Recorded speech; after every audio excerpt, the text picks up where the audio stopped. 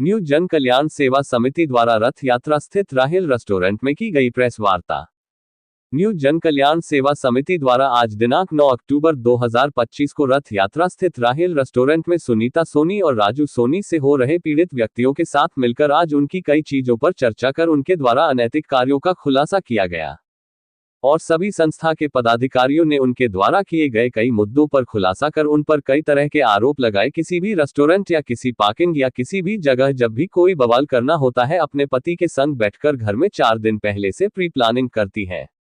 लोहता थाना अंतर्गत की एक लड़की उसका भी पैसा और मोबाइल रख लिया जिनको अभी तक उन्होंने लौटाया ही नहीं। जगह जगह व्यापारियों को जाकर परेशान करना। बाहर से आए व्यापारी अगर अपना व्यापार करते हैं हो तो उनको होटल में जाकर भी परेशान करना। ऐसे ना जाने कितने वीडियो फोटोस अधिकारी को दे दिया गया है। इनके द्वारा समाज में किए गए कार्यों का पर्दाफाश ना हो तो ये बड़े व्यापारियों को फंसाने में लग गई है।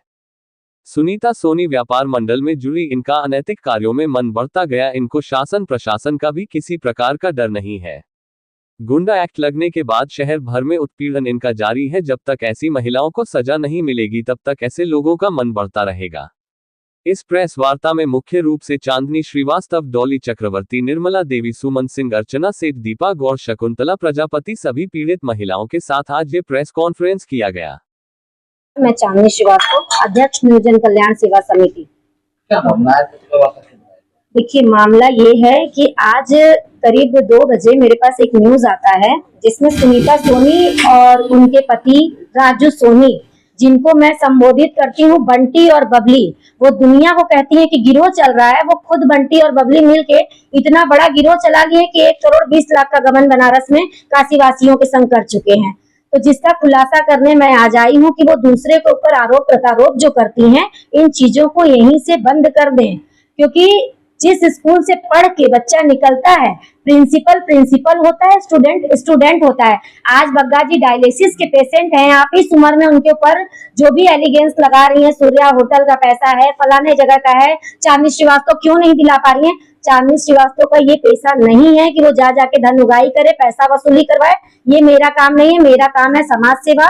मैं समाज सेवा करती हूँ। यदि समाज में किसी तरीके का गंदगी सुनीता सोनी या अदरवाइज किसी महिलाओं के संग इस तरह उत्पीड़न होगा कि महिलाओं का सामान ले लेना, बच्चियों का सामान रखवा लेना, कुछ भी इस टाइप का होगा तो मैं आवाज उठाऊंगी।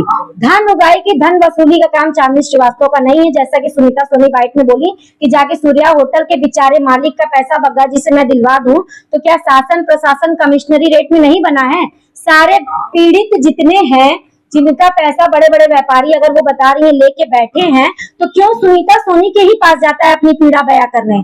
क्योंकि क्या वो 50% डिस्काउंटेड है क्या कि आइए भैया मेरे यहाँ 1 करोड़ का बात है तो 50-50 हो जाएगा, मैं दिलवा दूंगी? ऐसा क्या है सुनीता सोनी का, मुझे भी नहीं समझ में आता है। वो बताएं कि चांदनी श्रीवास्तव में ऐसा क्या है कि सिर्फ सुनीता सोनी, क्योंकि सुनीता सोनी विगत 2 सालों से इतनी गंदगी मार्केट में की हुई है, इतनी गंदगी की हुई है जिसका कोई बात बयां नहीं किया जा सकता। उसमें कई ऐसे थाने, भेलूपुर थाना, चौक थाना और आपका कई ऐसे थाने हैं जिसमें 4 सीटेड हैं। वो खुद महिला मुझे बोलती है मेरा लंका थाने में प्रकरण है, तो बिल्कुल है। मैं एक मकान मालकिन के तरफ से गई थी, वो मेरी मेंबर हैं इंदु खत्री जी। तब मैं व्यापार मंडल की पदाधिकारी थी। पदाधिकारी के नाते मुझे अगर कहीं भी व्यापारी को मेरे समस्या होगा तो मैं जाऊंगी। यदि उसमें मेरे ऊपर मुकदमा होता है तो वो मुकदमा मुझे स्वीकार है, उसके लिए मुझे जेल भी जाना पड़े वो भी मुझे स्वीकार है। लेकिन सुनीता सोनी जैसी महिलाओं की तरह मेरा कोई भी कृत्य ऐसा नहीं है कि गरीबों का मैं उत्पीड़न करूं, गरीबों से पैसा लेके बैठूं, किसी को फर्जी चेक पकड़ा दूं पैसा लेके, जिसका बनारस में कहीं भी अकाउंट नहीं है। ये बंटी बबली का गिरोह ये कम होने का नाम नहीं ले रहा, लगातार इन सभी महिलाओं से पैसा लेके बैठी है। इस बच्ची का घर तक बर्बाद कर दी। ये दीपा गौड़ का जो वो नाम ली है, दीपा गौड़ के घर जाके इनके पति से इनका डिवोर्स तक करवा दी। तो वो महिला व्यापार मंडल के नाम पे एकदम कलंक वो खुद है। तो उसको तत्काल उसका जो महिला व्यापार मंडल है उसको निरस्त होना चाहिए।